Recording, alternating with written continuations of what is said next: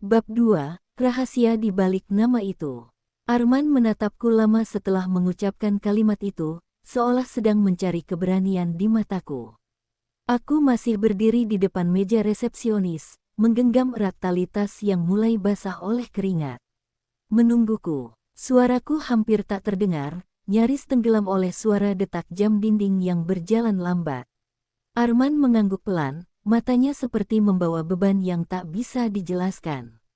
Ada sesuatu yang ditinggalkan untukmu, katanya akhirnya, lalu mengambil sebuah amplop lusuh dari laci di bawah meja. Amplop itu berwarna coklat, sedikit robek di ujungnya, dan tampak seperti sudah lama disimpan. Aku tak segera menyentuhnya, hanya menatapnya seperti menatap masa lalu yang kutolak untuk kembali. Siapa yang menitipkannya? Tanyaku hati-hati, dan Arman menjawab tanpa ragu, Raka. Namanya menggema di pikiranku seperti denting yang mengoyak sunyi. Tanganku gemetar saat menyentuh amplop itu, merasakan permukaannya yang kasar dan dingin.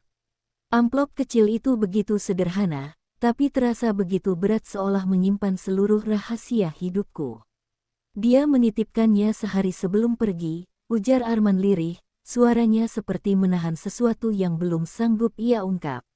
Aku menatapnya tak percaya, air mataku hampir pecah sebelum sempat memahami maksud dari semua ini. Pergi, tanyaku dengan nada bergetar. Maksudmu, meninggalkanku? Arman hanya diam, menatap ke arahku dengan sorot mata yang tak bisa kubaca, antara kasihan dan penyesalan. Aku menarik napas panjang, mencoba menenangkan diriku yang mulai bergetar dari dalam. Amplop itu kutarik pelan, membuka lipatannya dengan hati-hati seolah takut merusak apapun di dalamnya. Saat kubuka, di dalamnya hanya ada selembar kertas dengan tulisan tangan yang begitu kukenal. Tulisan Raka. Huruf-huruf itu seolah berbicara, membawa aroma kenangan dari masa lalu yang pernah indah. Jika kamu membaca ini, berarti aku sudah tak bisa menatapmu lagi. Kalimat pertama itu langsung membuat dadaku sesak. Suaraku tercekat di tenggorokan, dan air mata mulai menetes tanpa bisa kutahan. Arman masih berdiri di sana, membiarkanku menelusuri setiap baris surat itu dengan air mata yang jatuh satu persatu. Maafkan aku, Mira. Aku tidak pergi karena bosan. Aku pergi karena harus. Aku berhenti membaca, menatap kosong ke arah dinding hotel yang dingin. Kata, harus itu menancap dalam, menimbulkan 1000 pertanyaan di benakku. Kamu tahu maksudnya? Tanyaku pada Arman. Ia menggeleng pelan. Aku hanya tahu, dia datang dengan mata sembab dan membawa buku catatan hitam. Dia menyimpannya di sini, di hotel ini. Aku menatap Arman dengan pandangan bingung. Buku catatan, ulangku. Arman mengangguk. Dia bilang, kalau suatu hari kamu datang sendiri, aku harus menyerahkannya padamu. Ada nada ragu di suaranya, seperti ia tahu sesuatu yang seharusnya tidak ia katakan. Aku menatap ke sekeliling lobi hotel itu, setiap sudutnya terasa penuh kenangan. Dulu, aku dan Raka pernah tertawa di sini, menyeduh kopi malam-malam sambil menertawakan hal kecil. Kini, semua yang tersisa hanyalah gema dari masa lalu. Bawa aku ke tempat dia menyimpannya, kataku mantap. Arman menatapku beberapa detik sebelum akhirnya mengangguk pelan. Ikut aku, ujarnya, lalu berjalan melewati lorong sempit menuju tangga tua yang menuju lantai 2. Langkahku terasa berat, tapi rasa penasaran lebih kuat dari rasa takut yang menyelimuti dadaku. Lorong lantai 2 masih sama seperti dulu, lampu kuning temaram, karpet merah yang sedikit pudar, dan aroma lembut lavender yang dulu selalu disemprot Raka di setiap kamar. Arman berhenti di depan kamar bernomor 204, kamar yang sama tempat aku dan Raka berbulan madu. Aku tidak pernah membuka kamar ini sejak kalian terakhir ke sini, katanya pelan. Aku menatap pintu itu lama, seolah menatap masa lalu yang tak pernah benar-benar pergi. Ketika pintu terbuka, aroma lembut bercampur debu menyambutku. Segalanya terasa beku, sprei masih putih, meja rias masih di tempatnya, bahkan bunga kering di vas masih sama. Di atas meja, ada sebuah bingkai foto menghadap ke bawah. Aku berjalan perlahan, menegakkan bingkai itu dengan tangan gemetar. Foto kami berdua, aku dan Raka, tersenyum di pantai pagi hari. Air mataku menetes tanpa bisa dicegah. Kenapa dia meninggalkan surat tapi tidak pernah kembali? Tanyaku lirih.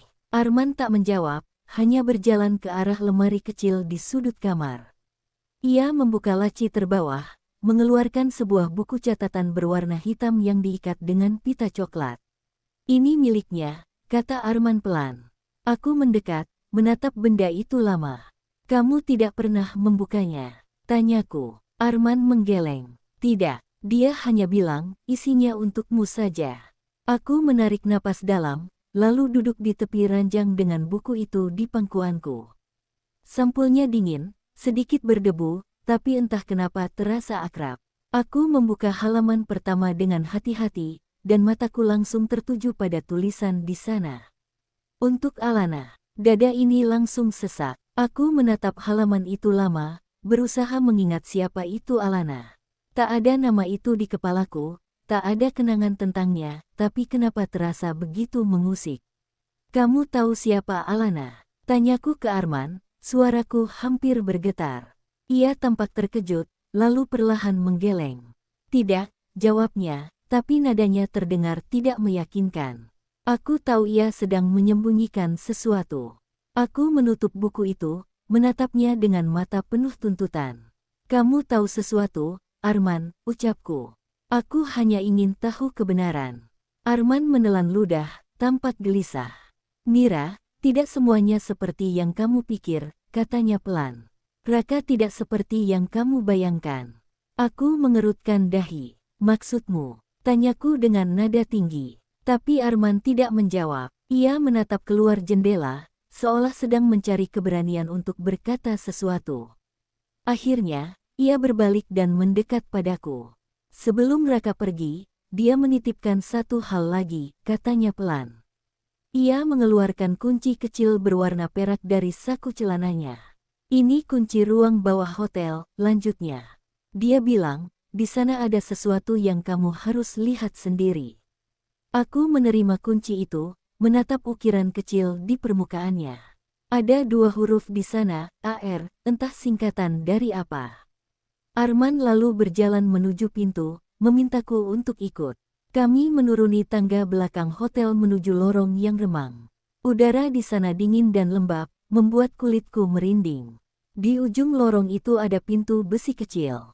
Arman membuka gemboknya dengan kunci cadangan, lalu menyalakan lampu gantung yang berayun pelan.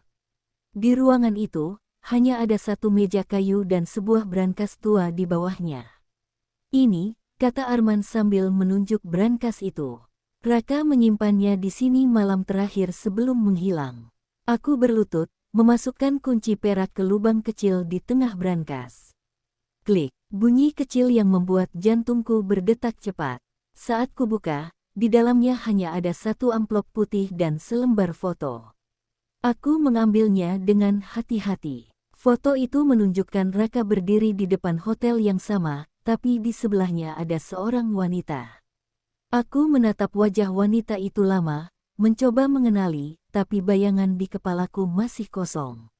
Ini siapa? Tanyaku pada Arman. Ia diam. Kamu tahu dia? Desakku lagi. Arman menarik napas berat, lalu berkata lirih, itulah Alana. Dunia seolah berhenti sesaat, dan udara di sekitarku menghilang. Aku menatap foto itu lama, berharap mataku salah melihat. Tapi wajah itu semakin jelas. Ada sesuatu yang aneh, semakin lama kupandangi, semakin aku merasa pernah melihatnya. Aku kenal dia, kataku tanpa sadar. Arman menatapku dengan tatapan penuh rahasia. Kamu yakin? Tanyanya. Aku mengangguk pelan. Aku tidak tahu siapa dia, tapi wajah itu, entah kenapa terasa begitu dekat. Suaraku mulai bergetar, dan air mata mengalir tanpa izin. Aku menatap amplop putih itu, di bagian depannya tertulis dengan tulisan tangan yang sama dengan surat sebelumnya. Untuk Mira, jika kamu menemukan ini, artinya aku gagal melindungimu. Jantungku berdetak cepat, tangan terasa dingin. Aku tahu, Surat itu akan membuka sesuatu yang selama ini tidak ku mengerti. Aku belum sempat membuka amplop itu saat Arman tiba-tiba berbicara. Sebelum kamu baca, kamu harus tahu sesuatu, katanya dengan wajah tegang. Aku menatapnya bingung. Apa? Tanyaku cepat. Arman ragu, lalu berkata pelan, orang di foto itu, dia datang ke hotel ini seminggu sebelum Raka meninggal. Suara itu menggema di kepalaku, membuatku kaku di tempat.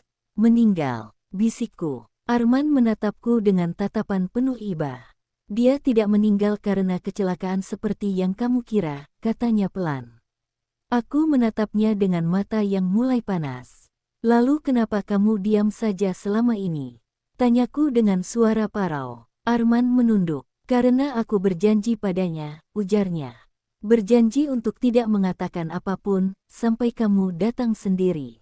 Aku menggenggam surat itu lebih erat, merasakan beban yang seolah bertambah setiap kali kebenaran mendekat. Kalau begitu, sekarang aku sudah datang, kataku tegas. Katakan semuanya. Arman hanya menatapku, napasnya berat, matanya penuh keraguan. Kamu tidak siap untuk tahu semuanya, Mira, katanya. Aku mendengus pelan, menahan air mata. Aku sudah kehilangan segalanya. Tidak ada lagi yang bisa menghancurkan aku. Arman tampak ragu, tapi akhirnya mengangguk pelan. Baik, katanya. Tapi sebelum aku bicara, buka dulu surat itu. Aku menatap amplop itu lama, jantungku berdetak tak karuan. Tanganku gemetar saat mencoba membuka lipatannya. Tapi sebelum aku sempat menarik kertas di dalamnya, suara langkah kaki terdengar dari ujung lorong. Langkah itu pelan tapi pasti, seperti seseorang yang tahu kemana ia akan pergi. Arman spontan menatap ke arah pintu, wajahnya tegang. Tidak mungkin ada orang di sini, gumamnya. Aku menatapnya dengan bingung, masih memegang surat itu erat-erat. Langkah itu berhenti tepat di depan pintu ruang bawah.